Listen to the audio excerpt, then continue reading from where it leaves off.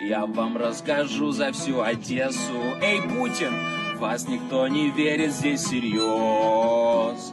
Welcome, everyone, to Geopolitics Decanted. It is Sunday, June 26th. I'm Dmitry Alperovich, Chairman of Silverado Policy Accelerator, a geopolitics think tank in Washington, D.C.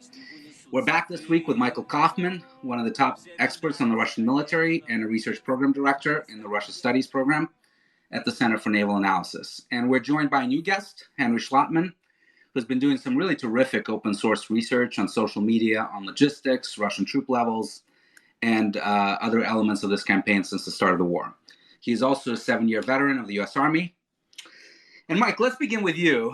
It's been a pretty newsy week, and perhaps we can start with some of the leadership changes that the Russian Ministry of Defense has announced in terms of leaders of the prosecution of this war.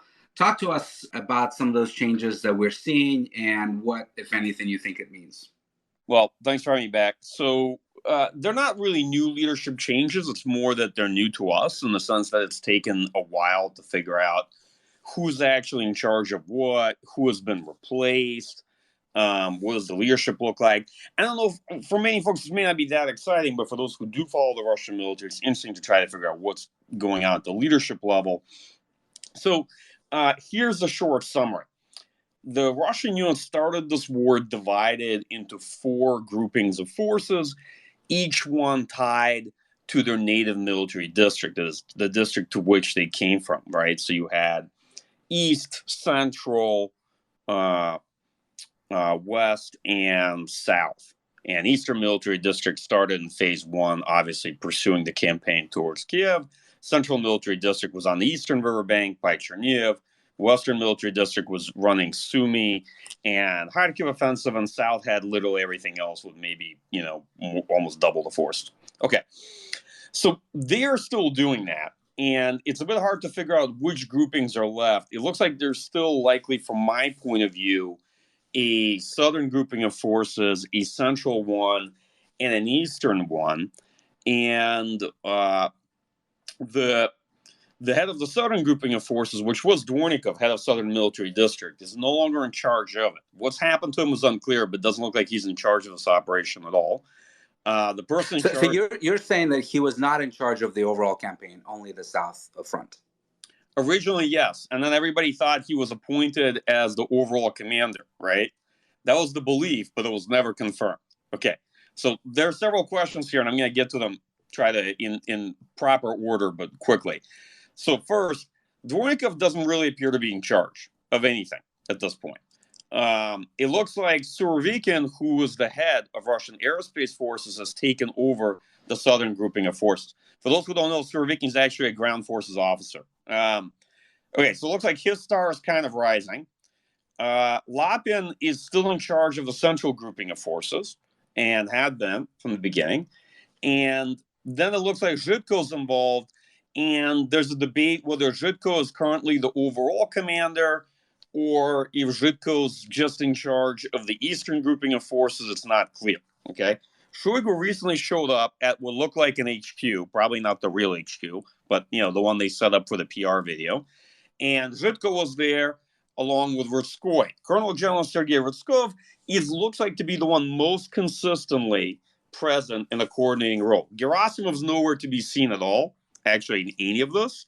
And my sense is he's probably not necessarily that operationally involved. It looks like Rutskoy is the person most involved in coordinating between these other officers. And then who's that? And tell us who he is. Rutskoy?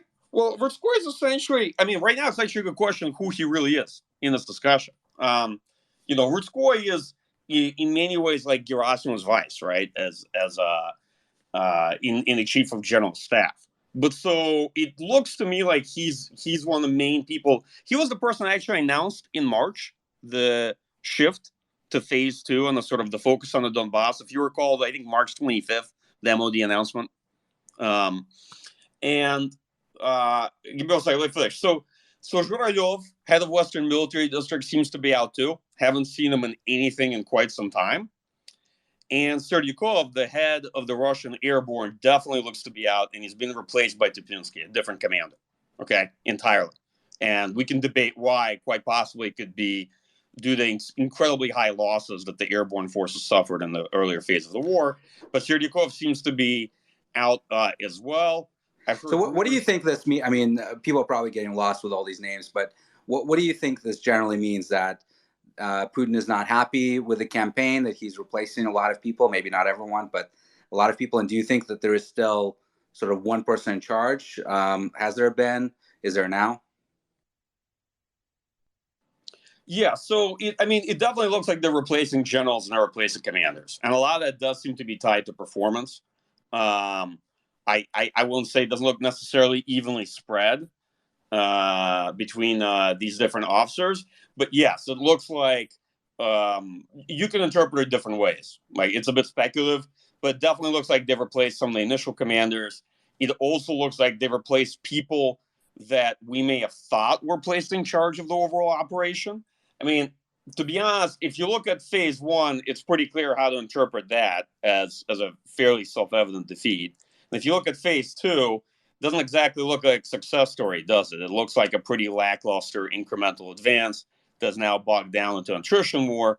The Russian forces are making gains, but certainly not major operational developments or breakthroughs. And as we've talked about this over the past weeks, they've had to consistently make adjustments, and not the kind that were driven by success.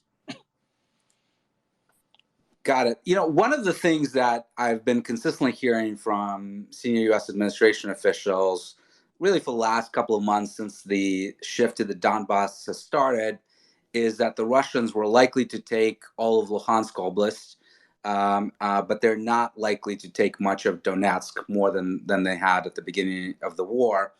And it certainly looks like with the taking of Severodonetsk this week, there's just one major city left, Lysychansk, that is still in Ukrainian hands in the Luhansk Oblast. But in the Donetsk, the advances have, but for the most part, stalled. I think you would agree with that, Mike, right? Do you agree with the U.S. assessment that the battle lines, if you will, that we're seeing now with Luhansk mostly in Russian control, maybe they'll take the rest of it in the near future, but they're not going to take all of the Donbas? I mean, that's a prediction, yeah, and I'm not usually keen on making those, but I would say it's looking increasingly likely that the Russian military will seize Luhansk Oblast because they're very near to it, and will probably close the pocket around Lysychansk as well. It's looking unlikely that in this offensive they'll be able to take the rest of Donetsk Oblast, right? That looks like increasingly like a lower probability event. And that's probably been true for the past several weeks. I think they stand a decent chance of getting to the outskirts on the eastern side of maybe Slavyansk and Kramatorsk, but I'm not sure that they'll be able to capture those areas. And nothing's gone very well for them in the south, because the battle for the Donbas is kind of a two-piece battlefield, right? There's a whole section south of Popasna down to Donetsk. And there, none of their attacks have been particularly successful. So I'm a bit skeptical. And there's still quite a bit of Donbas in terms of administrative area for them to capture in order to claim that as a victory. And I doubt they're going to be able to get there, at least in this offensive. All right, Henry, let's bring you in. You've been doing some really terrific work analyzing the artillery battle. And as Mike has said in the past, and many others have as well, this has really been a war of artillery, really since the beginning of this campaign. What do you make of the situation now? The Russians have expended a lot of ammunition. There's been some news this week about them taking some ammo from Belarus. Talk to us about that, the importance of that, and what this means for their overall campaign on the artillery front. So yeah, as we kind of all know, Russia relies pretty critically on artillery and fires. When I tried to analyze Russian artillery, I took kind of the official estimates of BTGs, then I added the artillery brigades and rocket brigades that should theoretically be attached to each CAA that is involved in operations in eastern Ukraine. And basically I came out to the conclusion that Russia probably has a 3-to-1 advantage in systems at least. Once you start talking about rounds expended, it becomes a little more complicated, obviously. And there was the kind of official word out from the Ukrainian government. I forgot what the exact official was, but they said like up to 50,000 rounds per day, and then Ukraine was shooting. 5,000 to like 7,000 rounds. Obviously, the 50,000 rounds is probably a bit of an exaggeration, but I kind of went with that number. And basically, it kind of came to the amount of being, you have Ukraine having a 3-to-1 advantage in systems. And then if you actually You mean Russia having a 3-to-1 advantage? Yeah, Russia having the 3-to-1, sorry. But yeah, if you do all the math, basically it comes out 3-to-1 in systems, like about 3.5 to 1 in terms of rounds fired per system. And then that's kind of how you get to the 10-to-1 rounds, Russia versus Ukraine. Now, I'm not sure if I fully believe that. Now, I do believe that generally the advantage in artillery is probably about 3-to-1, but the rounds is kind of a sketchy topic. It's pretty clear that Russia does have at least an advantage in terms of volume of fire and systems. Now, the question then kind of becomes, well, how do these new Western systems that are coming in, HIMARS specifically, how is that going to kind of change the calculus going here? Now, it's not like a huge number of systems, obviously, but they're going to be more effective. Obviously, most of the Russian Soviet legacy equipment relies on optical sighting, while HIMARS is GPS and more advanced. So if you're firing at that rate of fires, even if it's not 50,000 per day, you're going to have a couple of issues, right? One, you're going to consume, obviously, a lot of shells, a lot of rockets, and you're going to need to resupply that. Unclear if the Russian production of ammunition can keep up with those levels. But two, you're also going to wear out the tubes, the howitzer tubes and MLRS tubes. So how do you think they're doing on the maintenance front of these artillery systems? The battle for the Donbas has been waged since early April, right? So we're now in the third month of that fight. What do you think is happening to their ammunition stores? Right. So again, this is kind of going to be almost cocktail napkin math going on here, but when I kind of looked at the math as 50,000 rounds per day, that comes out to like millions of shells since the beginning. Now, I think obviously there's kind of been an escalation in fighting and shelling versus like the first couple months of the war. But if you buy into the high rates of ammunition consumption, say maybe 20,000 rounds per day, artillery, tubes, obviously kind of the barrels wear out over time. The math kind of varies, but basically a tube will kind of wear out after 10,000 rounds in general. And then it needs to be replaced or sent back to the factory to the rear to be basically fixed or replaced completely. But the trouble comes in when, okay, well, you have these systems, they're firing this much. Well, obviously they were used before the war started. So what was their level of wear and tear before the war started? So it's hard to tell, obviously, but it seems that generally at this point in the war, maybe in a few months, that the barrels will start kind of wearing out and they will have to either cycle in more equipment or send equipment to the rear or, decrease the expenditure of rounds per tube. As far as like the amount of ammunition, obviously this is going to be hard to estimate, especially for Soviet, Russia. Russia era production. I did kind of do a little bit of research on U.S. production in the Cold War because that's kind of more freely available and there's nice kind of figures on that. So like in the mid 90s, after the Cold War ended, the U.S. Army actually had 21 million artillery projectiles and the Marine Corps had 4 million. So that's about 24 million shells that were available at the end of the Cold War. So you have to figure Russia probably has, at least that amount, at least saved up from Soviet era, production. But when you kind of take into account that, okay, you have those shells were Cold War era shells, they do kind of expire, they have to be replaced. The shelf life of a typical artillery round is about 20 to 30 years. So a lot of that Soviet era ammunition is probably near the end of its useful life. And then you had, the 90s, obviously were not kind of a high peak of Russian defense production in general. So is Russia short of artillery rounds? It's probably not. but it is something that should be kind of looked into. If you say I just did some yep. back of the napkin math here, and even 20 million shells, right, is well over a year of artillery spend even at the high level of 50,000 per day. So it seems like they're doing just fine. Yeah, I mean that's kind of what the math was. That was kind of the conclusion I was going to make at the end. That if you think that that's the level they were at before the war, obviously they're probably 20% through that stock. The issue kind of then becomes, well, do they want to actually expend all their rounds and artillery that is in reserve in this particular conflict and leave themselves unprepared for any kind of contingencies that occur? Not saying that will happen, but that's probably part of the math that's going on. So the U.S. has, a large stock of ammunition. They're sending it to Ukraine. Russia has, probably an even larger stock of ammunition. But as you commit ammunition to this war in Ukraine, the U.S. is limited by, their stocks, and also having to take into account, well, if we send this amount of ammunition here, the level of current production that we have is not going to be able to maintain the level of ammunition reserves that we actually need to face any kind of contingency that occurs elsewhere in Europe or in the Pacific. So there's a lot of different factors going on here.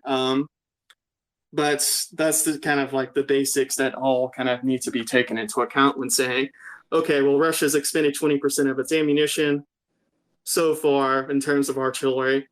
That's obviously 80% remaining, but how much of that do you really want to spend up in Ukraine and leave yourself open to anything else that might happen?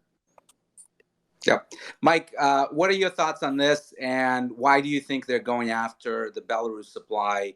There are reports that they took out, I believe, 150,000 tons of ammunition out of Belarus this week. Yeah, let me take that on. Not quite. So there's a depot in Belarus that has 150,000 tons of artillery ammo. I think there's actually a total of 10 depots in Belarus that have artillery ammo. They have quite a bit there. The reason why I think they went there to take out some, we don't know how much, I suspect is first, Russia may have quite a bit of supply of artillery ammunition, but not necessarily all types in equal numbers. So they may be out of certain types of ammunitions or running lower. Another reason could be is that it's closer, because recently they've had several ammo depots blown up by Ukrainian Tochkas, and it might be closer than having to drag ammo all the way from central and eastern military district. Another reason could be is that they are stocking up in advance of perceiving that they might run low in certain categories. That could be because, they probably have less ammo, quite a bit less ammo than folks think inherited from the Soviet Union, just because a lot of that ammo is actually distributed between the successor states, right? Ukraine, Belarus, Russia, what have you. But also because during the period of military reforms, visionary thinkers like Anatoly Serdyakov, a different Serdyakov for those who don't know or don't remember, who was Minister of Defense before Shoigu, during the reforms, had basically killed the mass mobilization army and was standing up a pretty small permanent force. I think it was around 670, maybe 700,000 strong, back towards 2011. And I think they probably cut some of the ammunition stocks, because why would they need so much ammunition for a substantially small force? The mass mobilization army was gone. The force was far smaller than even what they started out with on paper. And so in order to save money, they may have cut on some of the stocks that they had. I'm not saying that Russia's going to run short anytime soon. I'm just saying they probably have less than folks anticipate based on that legacy inheritance. That said, at a rate of maybe 15 to 20,000 rounds per day, they could likely sustain this for quite some time, right? This is just, one person's guesstimate. I'll say this. One area where we probably did not overestimate the Russian military, if anything, may have underestimated them, is in the extent of their ammunition supplies. That's just my personal impression of it looking at this 4 months into the war. So the HIMARS, continuing the ammunition discussion, the HIMARS are starting to arrive and starting to be used. There was a video of the first strike from HIMARS. Well, we don't know if it's the first strike, but first one that was released publicly on a what looks like a Russian base in the Donbas. But the number of systems is quite small, even though they're much more accurate with GPS-guided munitions. Mike, what do you think is the optimal way to use these systems, given that they're fairly scarce? And how do you protect them, including from Russian air attacks? Okay, well, caveats up front, I've never fired a HIMARS, and I'm not like a U.S. artilleryman. So although it would be fun, right? Yeah, but like I said, I'm not sure I'm the best person to sort of answer that question. That said, the main advantage of the system is precision and range, right? The GRMS rocket that it can fire, I think, reaches out to 70 km, and its inertial guidance systems is assisted by GPS guidance, so you can get much greater precision out of it. So I think the optimal way to use it is to try to go after high-value targets, logistics, command and control, things like that, because those batteries are going to be available in limited numbers. It's probably best for Ukrainians to not put them too forward of the line. The reason I say that is actually, doctrinally, Russian artillery is much closer to the line of contact, typically, than Western artillery operators. So probably to not put them too close towards the line, because you have the advantage of range, and so you should maximize it. And use them against targets that you've essentially effectively identified via satellite or drones or, other means. It looks like Ukrainians are probably going to be doing that with them. And over time, they could attrit a lot of the critical assets that the Russian military needs to sustain the war effort. What it's not going to do, just to be clear, because I've heard folks ask that, is, can this cover down the whole front? Can this compete with Russian MLRS in the main battle? And the answer is no. No, it can't. Okay, that's not that many pods, and it's not that many systems, and it'll take a while for them to get it all. Not necessarily quite in that role, but it could be much more effective if used in the right way. I'm not sure they're going to get those systems in those vast numbers that some folks imagine. Right. And what do you make, Mike, of all this activity that we've been seeing in Belarus this week? Not just the grabbing of ammunition, which you've discussed, but there have been some airstrikes conducted by Russian planes from Belarus bases. Is that purely, you think, a tactical decision? That if you're going to strike in the West, it's better to do it from Belarus, or do you think there's some sort of attempt to get Belarusian forces, military, more involved in this campaign? Yeah, I don't know what all this noise in Belarus is. So Russian forces initially deployed across Belarus. All those systems were there, S-400s, Iskander battalions, what have you. The two districts that were kind of operating out of there, especially Eastern Military District, dragged their own Iskander units with them, and parts of supporting aerospace forces and most of the things they needed too. I'm not sure how much of that is redeployed, to be honest, right? Because remember, Russia was, when they got defeated Kiev, they withdrew through Belarus, and they probably left a number of things behind. So it's kind of a lot of noise, but about a situation that de facto has been in place, from my point of view, since February. As far as any changes that could be happening, that's a good question looking out forward, right? Is there going to be a expanded Russian military presence in Belarus? Probably. Are they going to keep some of the systems they deployed originally during the buildup? That would be my best guess, too, that this is going to be the status quo moving forward. Not sure about all that noise Putin's making regarding tactical nuclear weapons. From a practical standpoint, I don't think it matters at all, but that's just my opinion.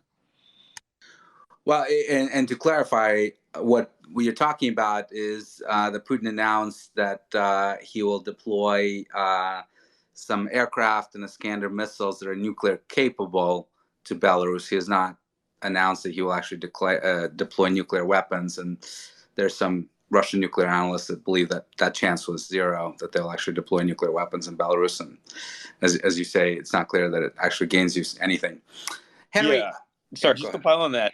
Yeah, it doesn't make much sense. There's no nuclear weapon storage in Belarus to begin with, not even a temporary storage for it, and it doesn't do anything for Russians. And they have a temp storage in Kaliningrad. So and they have it all across in parts of Western Military District as well. So it doesn't moving these things to Belarus don't make a lot of practical sense, and wouldn't be a sound signaling move necessarily either.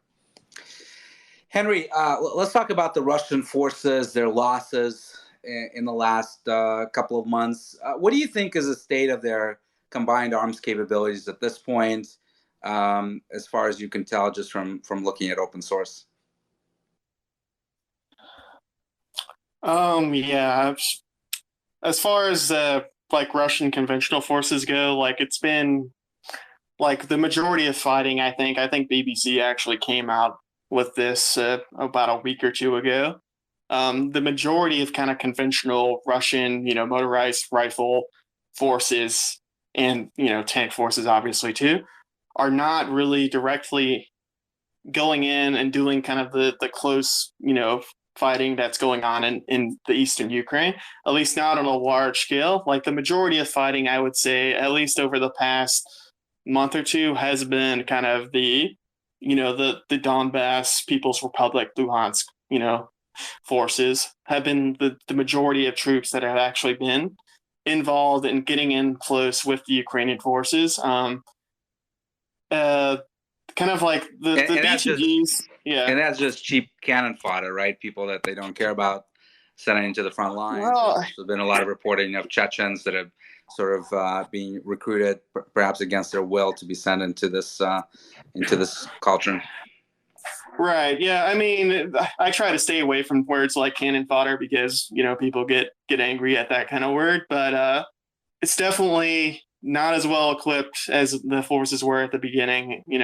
While the Donbas People's Republic was never particularly well equipped with anything, but you also had the Wagner troops were involved in Popsana. I've seen VDV forces involved still at Popsana and Severodonetsk. Also, the naval infantry. Just to clarify, VDV is Russian Airborne. Yeah, Russian airborne troops. Like it seems like all the motorized rifle units and where's First GTA, where's the Western Military District. It seems like most of those troops are just hanging back, providing fire support, while the majority of actual fighting, direct fire, is being done by the separatist forces and, in certain cases, the naval infantry and the VDV. I think Michael's probably better qualified to talk more about the combined arms aspect, but I mean, as kind of a general rule, like the combined arms has definitely been, a point of weakness. It happens. I've seen it happen occasionally where, actually motorized rifle and tank units are able to coordinate and they're able to get the fires, working properly. But that's definitely been a weak point. Certain units are better at it than other units. It seems like the naval infantry and VDV are, as we kind of expected pre-war, they're better trained, better equipped in most cases, and they're actually able to do combined arms to a limited degree. But the motorized rifle units and the tank units have definitely been kind of disappointing so far, I would say, at least from a Russian perspective. Mike, do you want to jump in on this? I mean, yeah, I guess it just reinforced the point Henry made that the way it's kind of shaking out now is it looks like Russia's using the units they had mobilized throughout the war from Donetsk and Lugansk as dismounted infantry because they're quite short on infantry and manpower, especially for some of these urban battles. They've been piecing together what looks like airborne naval infantry and other units, including Wagner, for offensive maneuver to make gains, incremental gains, to try to push on the flanks. Motor rifle units have been, from my point of view, a disappointment in many respects in terms of training and their ability to actually effectively execute maneuvers that they're supposed to be drilled in. But Now there's sort of reserve battalions that have been formed that start arriving at the front. If you recall, maybe we talked about this last time, which is that the Russian military is creating reserve battalions on the basis of sort of the third main maneuver battalion in the original formation. So these will be composed of volunteers, those of signed contract servicemen, and the remaining officers and professional enlisted. And they have some of the remaining gear and maybe some lower grade gear as well. You see the Russian military pulling a lot of BMP-1s and MTLBs out of storage, deploying to the battlefield. They are not really for rotation, though, from the looks of it. That was one of the big question marks. What are they going to do with them? It looks like they're going to hold part of the line and reinforce the units there. So I guess my point is that we are now seeing both sides using second and third echelon forces, reserves, and mobilized units. Second, we're seeing them use these forces in high attrition battles to take losses. I want to correct because I heard a bit the narrative of, oh, well, the battle for Severodonetsk was a battle in which, the Russian units and their equipment were really attrition. And the answer to that is no, not really. That was the battle into which Russians threw mobilized units from Lugansk and Chechen Rosgvardia. And basically, it was a grinding fight. While they redeployed a lot of the better units further south of Lysychansk for a breakthrough at Doshkivka, right? And Ukrainians have been doing a lot of the similar things to this. They've been depending on territorial defense forces and units that have much lower level of training and equipment. And both sides have now been depending on, let's say, soldiers mobilized in different ways to fill out units with losses, right? So that now when you look at a brigade on the Ukrainian side, or you look at a BDG on the Russian side, you don't really know what you're looking at in terms of what's actually, what is the actual composition of that force? What do they have left to fight with in terms of equipment? And who are those troops? What's their level of training? Because many of them were not regular soldiers, because the best forces in this war at this point have been attrition. They've taken a lot of casualties, both sides. So a lot of the best soldiers, a lot of the best equipment, all of that is gone. I guess that's kind of the dour note I end that point on. And it looks like it's going to grind on, the sort of contest of wills. So the other thing that happened this week has been a lot of things that we've learned this week, but one of them has been some remarkable videos coming out of Ukrainian strikes, UAV strikes on Russian infrastructure. There was a strike on an oil refinery about 150 kilometers from the front, actually, pretty long-range strike with what looks like a Chinese cheap UAV, AliExpress UAV, that you can buy for about $117K US dollars, and has about 8 hours of flight time. And looks like the Ukrainians loaded it up with explosives and rammed it into a heat exchanger at this refinery, setting it on fire. There have also been missile strikes on gas platforms, Russian gas platforms, off the coast of the Crimea in the Black Sea. Do you think that that's something that we should be paying more attention to, Mike?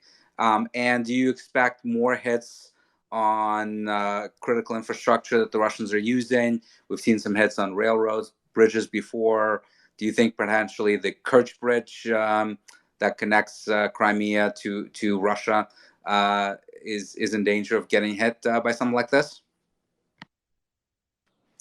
Yeah, I mean, it looks like Ukraine is sustaining attacks on Russian critical infrastructure where it can find something within reach. In general, though, I actually see it as kind of a sustained campaign that's simmering. If you remember, this really peaked in the news maybe about a month ago, where you saw more Ukrainian attacks via different means, some using TB2s, some using other capabilities. So yeah, it's worth tracking. I've not seen anything that I would say is strategic in terms of effect, but on the whole, I think Ukraine is trying to strike back into the Russian mainland and hit critical infrastructure where it can, which makes sense for them. On Kerch Strait Bridge, I don't know. I'm skeptical. I'm skeptical that there's something that can reach. Arestovich, the Ukrainian military advisor to Zelensky, has said that it's a hard target and that there's a lot of air defense around it, right? Yeah, and the kind of thing you'd be able to reach it probably isn't going to do very much damage to the bridge. So that's the other thing to keep in mind. It's not the question isn't even just reaching the target. The question is also, can you reach the target with something that could affect damage to it? A refinery is likely to go up in flames if you hit it with an explosive or a fuel storage area. A large bridge is not. Yeah, and we're seeing that in terms of Russian attacks on Ukrainian infrastructure, right? Taking out bridges, electrical substations, rail links, and the Ukrainians being able to work around it and still resume operations. So it shows you how difficult it is to have lasting effects with these one-off campaigns. Henry, you've talked a lot about logistics on Twitter and both kind of the volumes of both ammunition and other supplies that the Russians have to bring in, a lot of it over rail and trucks into the Donbas to resupply their troops. Talk to us about those challenges and what we can interpret from that. As far as this challenges to the Russians, as far as supplying their troops, are okay. Yeah. I mean, we probably talked about this before on this podcast or Twitter space, but I mean, Russia's logistics is primarily rail bound. It kind of always been that. It's always been that way. I think there was an excellent article. I think it was War of the Rocks that published it, basically saying that they're basically they have the rail hub, and then from that rail hub, you can basically push 100 to 200 kilometers from it using trucks. Now, there's been some debate on if Russia is running out of trucks. Personally, I kind of looked at it. I don't really believe that they're running out of trucks at this point, at least not when you take into account the level of attrition that their maneuver forces have taken. Now, if Russia had sustained a ton of truck losses and their forces were still intact, maybe there's kind of a logistical bottleneck in terms of number of trucks that are able to kind of keep the BGGs supplied with ammunition, fuel, etc. I think the challenge mainly is basically once a unit's involved in fighting, they have basically, they have the supplies that they carry with them, which is generally about 3 days. Then they need to basically get resupplied from the rear to kind of continue their combat operations. Now Ukraine's hitting the supply lines going in.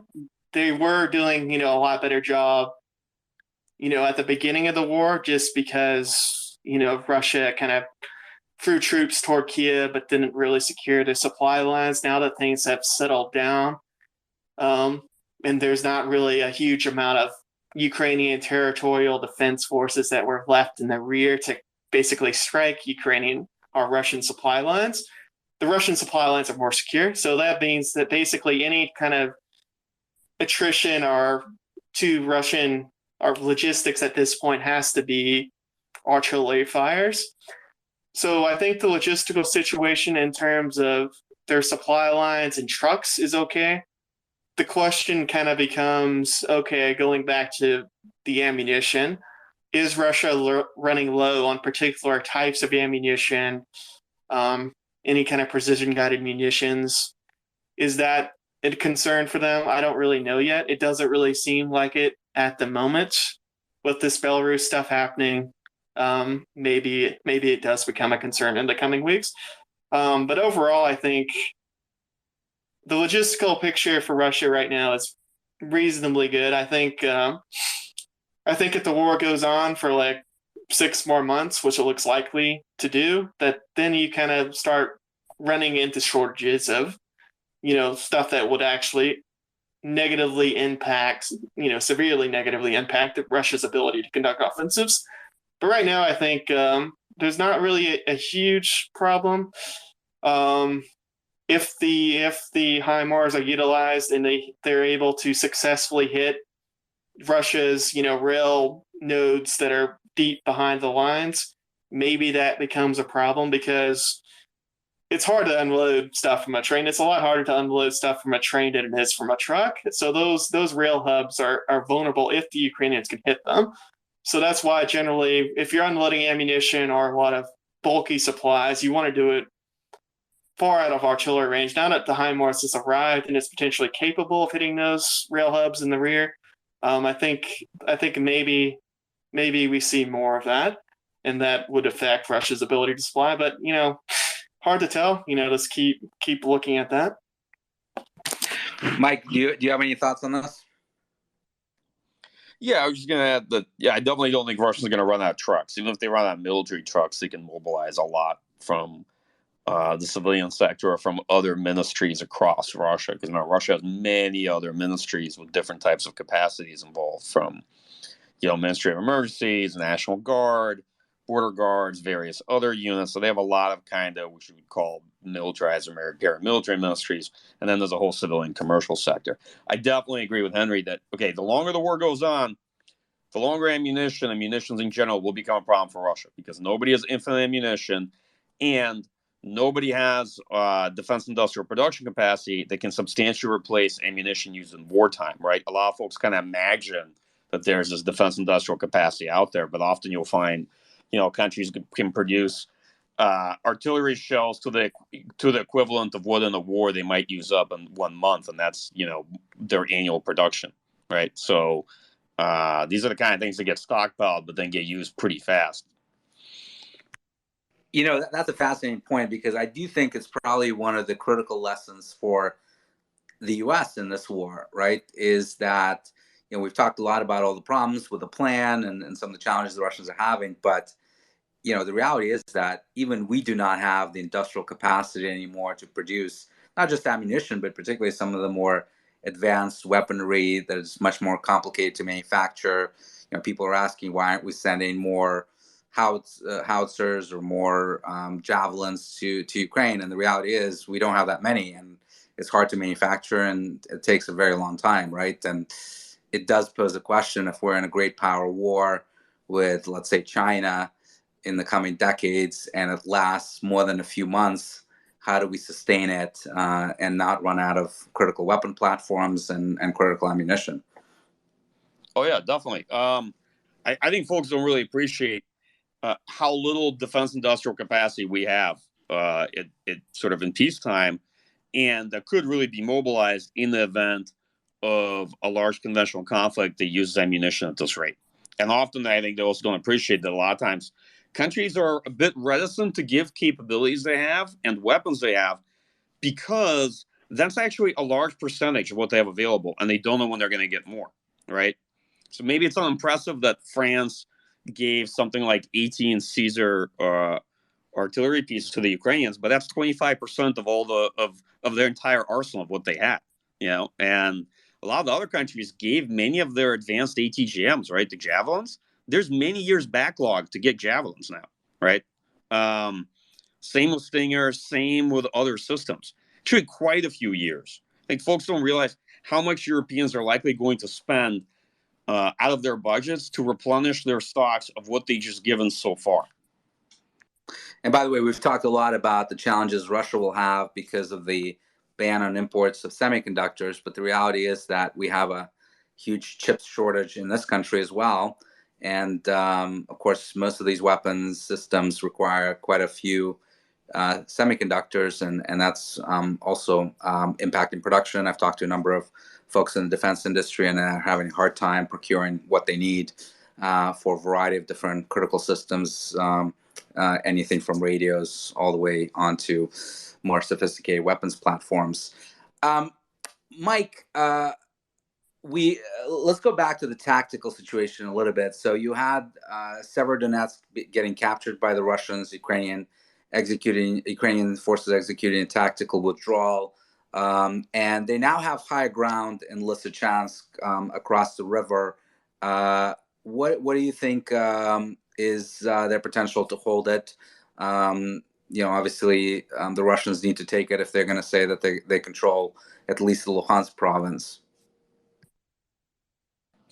Yeah, so that's the next part of this fight. And the real issue is not so much Lysychansk, but now that Russian forces are just on the outskirts south of it, even though Lysychansk is technically on the map geographically, it's a high ground. I think the Russian aim will be to cut the ground lines of communication to Lysychansk and make that the next siege, right? And then over time, what's going to happen is, let's just assume hypothetically they're successful in doing that. Then they're going to run into the next Ukrainian defensive line running from Bakhmut to Seversk. That's what I think. That's where I think this could end up potentially later in July. And I don't know what forces they have and what they have available. Moving on from that, it depends on the amount of replacements they can find. It depends on the rate of attrition.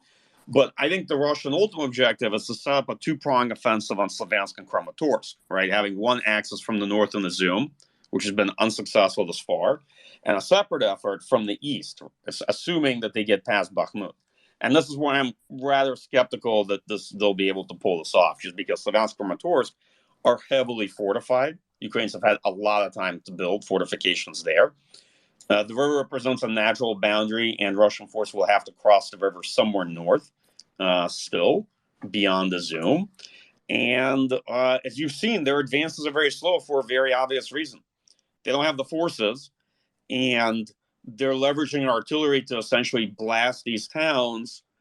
And then once they've substantially degraded those positions, Ukrainians conduct a tactical retreat, and Russian units move up a bit, try to establish a new line, move up artillery, and start all over, right? But this is a slow pace of advance, and it will give Ukraine time, some months, to get enough Western equipment and munitions to attain some parity of capability. So it's going to get costlier for Russian forces to progress, I think, if you look out maybe 2 months further into this conflict, which isn't looking very far, but maybe it's the best somebody like me can do.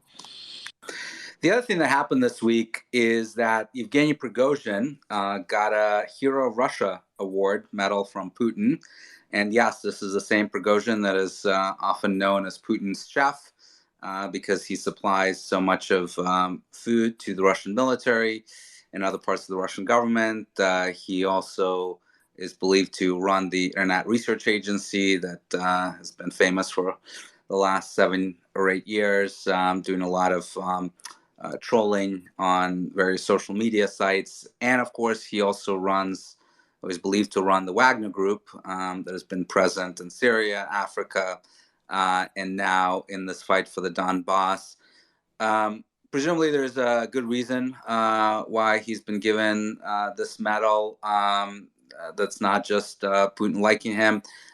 Henry, what are you seeing in terms of Wagner Group's performance in the Donbas, to the extent that we can tell anything from open source? Well, honestly, I haven't really been able to look at Wagner that much because they're pretty hard to track. I've seen some of their stuff on Telegram.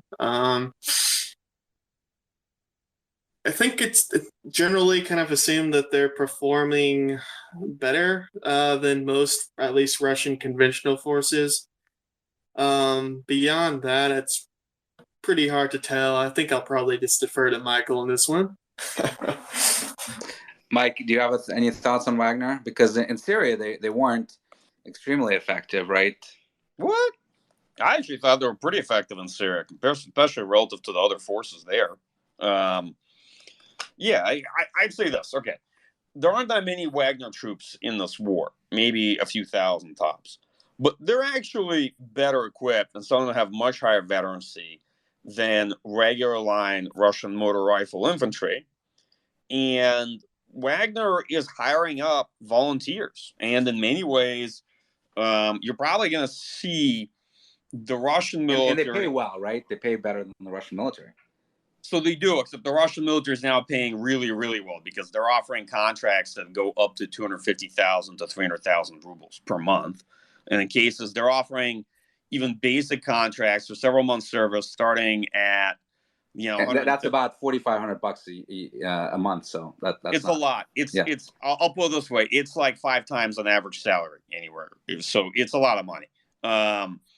and they're offering to pay off people's debts. They're sort of offering pay starting at 100, maybe 150,000 rubles plus benefits and all this in terms of paying off debts. It depends. Long story short, they're calling people into a voenkomat, into the commissariats, and sort of asking them to sign up and throwing offers at them.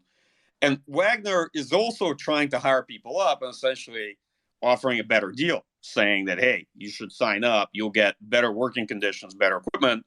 They'll pay well too, and are much less likely to try to cheat you out of the money later on. Whereas military institution, not as much, because believe it or not, Wagner actually has a decent reputation for paying people what they're owed, whereas the Russian military has a reputation of writing people off, cheating them out of payouts or potentially their families, and a whole list of extended shenanigans.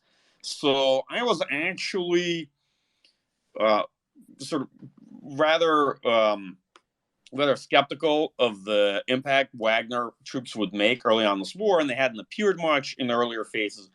But now that you see this tremendous force exhaustion and a lot of very low quality troops being used by the Russian side, not just by the Russian side, but in particular by the Russian side, and now see that there are areas where Wagner is being combined with other troops to try to achieve breakthroughs. So it may grow in significance, and that's an area to watch. Yep. I'll just say that our friend Dara Masakut is not in agreement with you on the quality of the Russian Wagner forces. So maybe she'll agree in the future to come back, and you guys can have a little bit of a debate on the quality of the Wagner troops. Well, Dara and I are good friends. We agree a lot, but we don't agree on everything, and that's a good thing, because if we agreed on everything, they'd only need one of us. Exactly. Henry, Mike, any last thoughts from you on anything we haven't yet covered? Particularly want to ask also, we've had a lot of strikes on Kiev in the last 24 hours. Anything to make of that the Russians have intensified their missile strikes in recent times, or is that just a tactical development that we shouldn't pay too much attention to? Maybe Mike, we'll start with you and then Henry. The only two things I would say is that looking at some of the geomapping that folks have done online, it looked like in Kiev they're all striking around a particular defense industrial facility that manufactures guidance systems and various things for missiles, and they're missing it. So they're hitting sort of, a residential building here, something near a kindergarten there. But that's not the first time they struck that area. They're striking this area repeatedly. It's not the first barrage. And the only thing that seems to be kind of in the middle of where they're striking is this one particular plant. So that's kind of a best guess of what they're trying to aim for. As far as the timing, well, we can all speculate that it's something to do with G7 or upcoming other summits, and it's a signal, maybe a signal to the other political leaders at that summit that Russia has options for escalation to try to deter them from doing something, from trying to deter them from enacting some types of more harsher interventionist policies. But I'm being completely wonkish now because I don't know, and I don't like the road that takes me down. So I'd leave it at that. Well, one thing it definitely demonstrates is that they're not out of missiles. That's been predicted for many months of this campaign, but they still seem to have enough in their arsenal to do these hits. Henry, any last thoughts from you? Thanks for joining us. Yeah, thanks for having me on. I just wanted to hit on this a couple things about kind of the lead up and kind of where Ukraine's defense industry was at and military in general was at before the fighting started. Because we didn't really touch on that. I was kind of expecting it. But when you look at like Ukraine's GDP and defense spending leading up to the current day, like they spend 3% of their GDP on defense, at least pre-war. Well, obviously 2014 there was fighting, but it was about 3%. And then you look at a country like Poland, its GDP, the GDP of Poland is actually 3 times higher than Ukraine's, and they spend 3 times as much on defense. And you look at kind of the number of systems both Ukraine and Poland have, like people kind of get into this habit of looking at, okay, well, Ukraine has 1,000 tanks and Poland might have 800 tanks, so Ukraine actually is kind of stronger. But kind of this looking at taking a step back and kind of analyzing how Ukraine is performing relative to how much they spent. I think they're performing quite well given the circumstances, but kind of like it gets lost because Ukraine was like one of the largest militaries in Europe, but where does that kind of spending go? Like,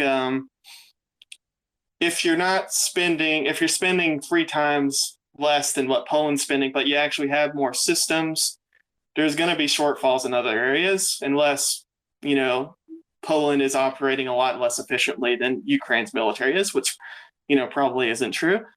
So just kind of actually Steven Zaloga actually gave me this idea of kind of taking a step back, looking at defense spending and kind of just looking at, what kind of went wrong with Ukraine's military spending leading up to the war and what went right, and kind of looking at other NATO countries and comparing the two. And otherwise, just hitting on the ammunition kind of, production rates. Like the U.S., for example, there's one factory in Pennsylvania that makes 155 millimeter ammunition, and that factory produces about 15,000 a month. And that's probably one of the most efficient factories at producing 155 millimeter ammunition.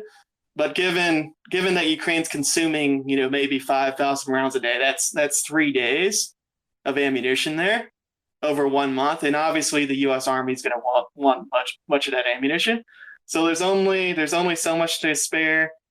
And the West basically needs to step up 155 millimeter production if they're going to continue to supply Ukraine. Because there's a few producers of 152 millimeter, which is the primary Soviet round that Ukraine uses. But those are few and far between. Like 155 millimeter has to be the round of the future for Ukraine. So yeah, that's basically it for me. Thanks for having me on. Thank you, Henry. Mike, any last thoughts from you? Sure. I'll flip stop with Henry said. So none of us are bottomless fountains of ammunition, and I think people will be surprised how low our production capacity is, and that's a huge thing to look into in the coming months. Maybe a final comment for me on how we started the conversation, right? Which was I got sidetracked and I remembered I never explained my tidbit on Ruskoy, who's titularly head of the main operational director of the General Staff. So to answer the question, we began this whole conversation with as to who's in charge. As far as I'm concerned, I actually think the most person consistently in charge of this war effort is him. No matter whose name I hear, who gets appointed, and which generals are in charge of which groupings, it looks like he and probably the operational director are in many ways still tying this together or trying to coordinate it. That's my best stab as to... But he's back in Moscow, so he's not on the front lines or anywhere close, right? I don't know about that. I don't know where he is. So he seems to be both in Moscow. He appeared in this little tent they set up to make it look like a command place with Shoigu, with Zhitko near him. So who knows where he spends a lot of time. I assume he spends his time in the directorate and probably back in Moscow. But long story short, I think that's probably the person most involved in the overall coordination, as we've seen several names come and go in terms of who's supposed to be in charge of the Russian war effort. And what do we know about his background? Oh, he's another career officer and long time in the General Staff, actually. He's a Colonel General. I wouldn't get too far into it except to say that, like the rest of them, he has a combined arms background and what else exciting? Combat experience? Yeah, I think so. I'm not like his biographer. I have to look. It's a good thing Dara's on the call. She should speak. She might remember his background better. All right, we'll try. He's been in this position for quite some time, actually, for a number of years. So we'll try to get Dara on next time. But thanks to everyone for joining us yet again. Thank you, Henry, for jumping in here with Mike and me. And Mike, always thank you so much for your thoughts. Have a good evening, everyone. Yep. На все морское будет щедро. Я вам расскажу за всю Одессу. Эй, Путин, вас никто не верит, здесь всерьез. Вы гроза для НАТО и ЕС, допустим, а в Одессе вы обычный поц. Вам здесь не бросятся на плечи, вам здесь не вынесут цветы. Мы все бендеровцы, конечно, Остапа Бендера кенты. Не ссыте, подплывайте ближе, вам все равно в аду гореть. Ведь здесь в Одессе, как в Париже, увидеть раз и умереть. Я вам расскажу за всю Одессу. Эй, Путин, здесь никто не верит, здесь всерьез. Вы гроза для НАТО и ЕС, допустим, а в Одессе вы типичный поц. Идите нахуй.